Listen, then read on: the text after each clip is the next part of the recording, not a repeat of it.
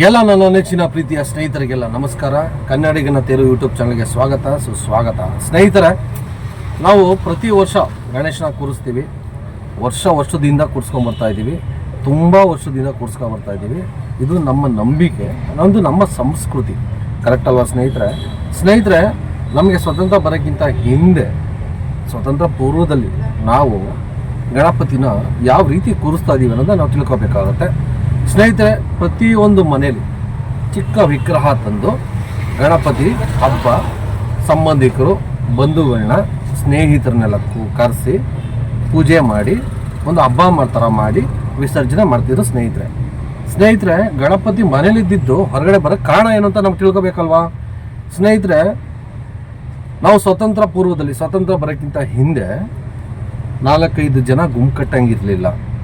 ಯಾವುದೇ ಒಂದು ಸಂದೇಶನ ಮತ್ತೊಂದು ಕಡೆ ರವಾನೆ ಮಾಡೋಕ್ಕಂತೂ ಆಗ್ತಾನೆ ಇರಲಿಲ್ಲ. ಯಾಕಂತಂದರೆ ನಮ್ಮನ್ನು ಕೆಂಪು ಕೋತಿ ನನ್ನ ಮಕ್ಕಳು ಆಳ್ತಾಯಿದ್ರು.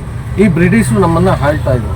ನಮಗೆ ತುಂಬ ತೊಂದರೆ ಕೊಡ್ತಾಯಿದ್ರು. ಯಾವುದೇ ಒಂದು ಸಂದೇಶ ಆಗಲಿ, ಒಂದು 4 ಜನ ಗುಂಪು ಕಟ್ಟಂಗಿರಲಿಲ್ಲ. ಸೊ ಹೊಡೆಯೋದು ಬಡಿಯೋದು ಮಾಡ್ತಾಯಿದ್ರು ಸ್ನೇಹಿತರೆ.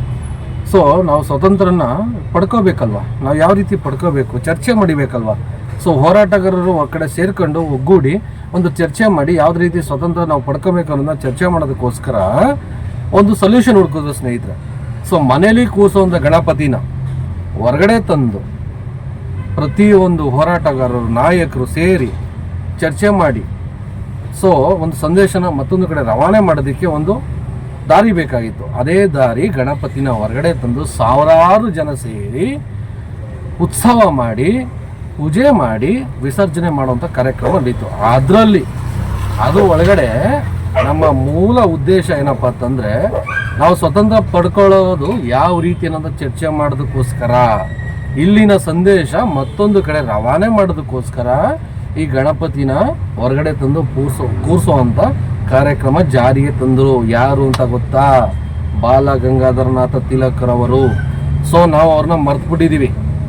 ನಾವು ಪ್ರತಿ ವರ್ಷ ಗಣೇಶನ ಕೂರಿಸ್ಬೇಕಾದ್ರೆ ಆ ಮಹಾನ್ ವ್ಯಕ್ತಿನ ನಾವು ನೆನೆಸ್ಕೋಬೇಕಾಗತ್ತೆ ಸ್ನೇಹಿತರೆ.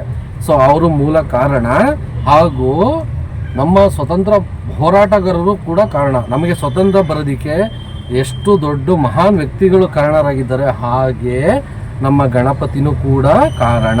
ಅದನ್ನು ನಾವು ಮರೆಯುವಂಥದ್ದಿಲ್ಲ ಸ್ನೇಹಿತರೆ. ಇದು ನಮ್ಮ ಸ್ವತಂತ್ರ ಬರೋಕ್ಕಿಂತ ಹಿಂದೆ ನಡ್ಕೊಂಬಂದಿದ್ದು ಗಣೇಶನ ಹೊರಗಡೆ ಕೂರಿಸುವಂಥದ್ದು ಇನ್ನೂ ಜಾರಿಗೆ ಬಂದಿದೆ. ಈಗಲೂ ಕೂಡ ಅದೇ ನಂಬಿಕೆ, ಅದೇ ಸಂಸ್ಕೃತಿ ನಾವು ಮುಂದುವರ್ಸ್ಕೊಬರ್ತಾ ಇದ್ದೀವಿ ಸ್ನೇಹಿತರೆ. ಯಾರೋ 4 ಜನ ಕಿಡಿಗೇಡಿಗಳು ನಮಗೆ ಗಣೇಶ ಕೂರ್ಸೋದು ತೊಂದರೆ ಕೊಟ್ಟರು, ಉತ್ಸವ ಮಾಡಬೇಕು ತೊಂದರೆ ಕೊಟ್ಟರು ಅಂತ ನನ್ನ ಮಕ್ಕಳು ನಾವು ಎದುರ್ಕೊಂಡು ಗಣೇಶ ಕೂರ್ಸೋದನ್ನ ಬಿಟ್ಟರೆ ನಮ್ಮ ನಂಬಿಕೆ, ನಮ್ಮ ಸಂಸ್ಕೃತಿನ ನಾವು ಬಿಟ್ಕೊಡ್ಬಾರ್ದು. ಹೋದ ವರ್ಷ ನಾವು ಯಾವ ರೀತಿ ಗಣೇಶನ ಕೂರಿಸಿ ಮೆರವಣಿಗೆ ಮಾಡಿ ವಿಜೃಂಭಣೆಯನ್ನು ಮಾಡೋದು, ಅದಕ್ಕಿಂತ ಹೆಚ್ಚಾಗಿ ಮುಂದಿನ ಸಲ ಜೋರಾಗಿ, ಗ್ರ್ಯಾಂಡಾಗಿ ಉತ್ಸವ ಸೂಪರಾಗಿ ನಡಿಬೇಕು ಅನ್ನೋದು ನನ್ನ ಮೂಲ ಉದ್ದೇಶ ಸ್ನೇಹಿತರೆ. ಇದು ನಿಮ್ಮ ಪ್ರತಿಯೊಬ್ಬರಿಗೂ ತಿಳ್ಕೋಬೇಕು ಅನ್ನೋ ಕಾರಣಕ್ಕೋಸ್ಕರ ಈ ವಿಡಿಯೋ ಮಾಡ್ತಿರೋ ಉದ್ದೇಶ ಸ್ನೇಹಿತರೆ. ಪ್ರತಿಯೊಬ್ಬರಿಗೂ ಒಳ್ಳೆಯದಾಗಲಿ, ಗಣೇಶ ಪ್ರತಿಯೊಬ್ಬರಿಗೂ ಒಳ್ಳೇದು ಮಾಡಲಿ. ಸರ್ವಜನ ಸುಖಿನೋ ಭವಂತು. ಜೈ ಹಿಂದ್, ಜೈ ಕರ್ನಾಟಕ ಮಾತೆ. ನಮಸ್ಕಾರ ಸ್ನೇಹಿತರೆ.